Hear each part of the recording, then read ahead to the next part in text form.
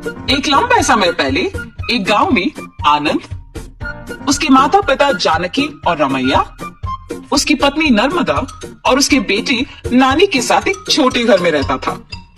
आनंद नौकरी करके आए हुए पैसों से अपना घर चलाता था। जानकी उसकी बहू नर्मदा से सारे काम करवाती थी और उसे हमेशा ताने मार मार के दुखी करती थी, मगर नर्मदा उसे कुछ ना कह के चुप बैठती थी। ऐसे कुछ साल बाद आनंद अपने नौकरी से कमाए पैसों को बचा बचा के एक बड़ा नया घर खरीदता है। आनंद के खरीदे हुए नए घर में बहुत समय से एक भूत रहती थी। ये बात आनंद को नहीं पता था और इसीलिए वो घर खरीदता है और उसके आसपास खाली रहने के कारण दिखने में बहुत शांत सा माहौल था और जानकी में कोई बदलाव नहीं आया।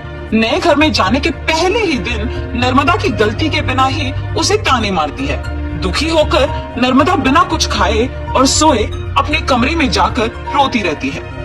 तब उस घर में मौजूद भूत नर्मदा को रोते हुए देख उसके पास आती है। बगल में परछाई को देख नर्मदा तुरंत खड़ी हो जाती है। तब वो भूत नर्मदा के सामने आके खड़े हो जाती है। उसके चेहरे पे घाव, खुले बाल देख के नर्मदा डर जाती है। बाप रे, भूत भूत! डरो मत, मैं तुम्हें कुछ नहीं करूंगी। तुम हमारे घर में क्यों आए हो? तुम लोग ही मेरे घर आए। ये तुम्हारा घर है?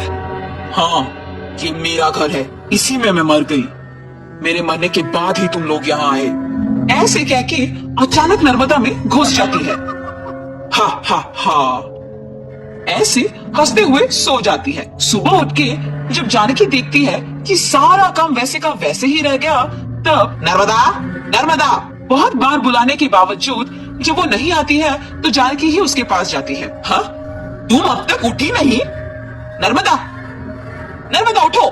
जानकी पास आके बुलाने पर नर्मदा जाग उठती है। उसकी आंखें बहुत लाल और डरावना दिखने के बावजूद जानकी उस पर ज्यादा ध्यान नहीं देती है। उठ गई?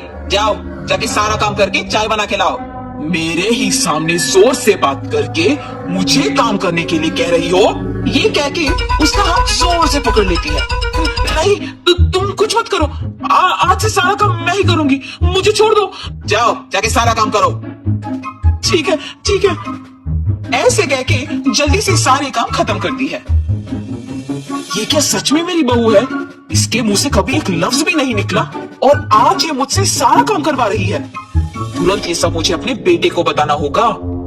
और ऐसे अपने बेटे को सब सच बताती है। तब वो कहता है, जितना भी गुस्सा क्यों ना हो, ऐसे तो नहीं कहते हैं माँ। आप अगर उससे अच्छे से पेश आएंगे तो वो भी अच्छा ही रहेगी। उसके बारे में क्या मुझे नहीं पता? उसके बेटे का ऐसे बात करने पर जानकी कुछ नहीं कहती है और अपनी बहू से डरने के कारण वो सारे काम खुद ही करती है। नर्मदा, नए घर खरीदने की खुशी में मैं अपने कुछ दोस्तों को घर बुला रहा हूँ। सारी चीजों का तुम्हें ही ध्यान रखना होगा। ऐसे बोल के चला जाता है। नर्मदा कुछ बात किए बिना खड़े रहती है। उसके बगल में खड़े जानकी के पास जाके वो कहती है, तुम्हारे बेटे की बातें सुनी है ना तुमने? सारी तैयारी तुम्हें ही करना होगा। ऐसे जोर से कहती है। अगले दिन आनंद दोपहर को अपने दोस्तों को घर ले आता है। नर्मदा, तुमने सारी तैयारी कर ली ना? हाँ जी। और ऐसे सबको खाना परोसती है और सभी हंसते हुए बातें करते रहते हैं। सभी व्यंजन स्वादिष्ट है भाभी जी। हाँ, मेरी पत्नी के हाथों में जादू है। आनंद, तुम्हारा घर भी बहुत खूबसूरत है यार। चारों ओर खाली और शांत है।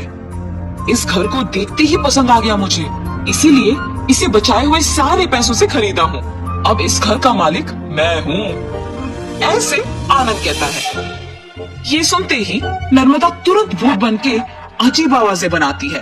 उसका सिर नीचे झुका रहता है और अजीब आवाजें आने के कारण सभी उसी को देखते हैं। नर्मदा, क्या हुआ तुम्हें? नर्मदा अचानक अपना सिर ऊपर करती है और क्या इस घर का मालिक तुम हो? मैं हूँ इस घर की मालकिन। ऐसे उसे घूरने पर आनंद अचानक हवा में ऊपर उड़ने लगता है। नहीं, ये तुम्हारा ही घर है, मुझे छोड़ दो। ऐसे कहने पर आनंद को नीचे छोड़ देती है। ये सब देख के घर के सारे मेहमान भूत भूत कह के वहाँ से भाग जाते हैं। नर्मदा जैसे उसे कुछ पता नहीं है अपने कमरे में जाके सो जाती है।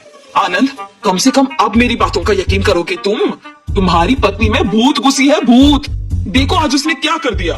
हाँ माँ, अब हम क्या करें? एक मांत्रिक को बुलवाना ही पड़ेगा।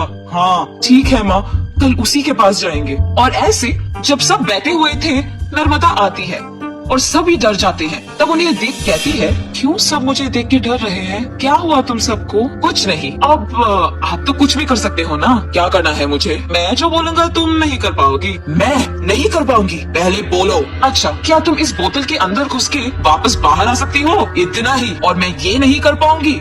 देखो, ऐसे बिना कुछ सोचे समझे नर्मदा में घुसी आत्मा अचानक उस बोतल में घुस जाती है और तुरंत जानकी उस बोतल का ढक्कन बंद कर देती है।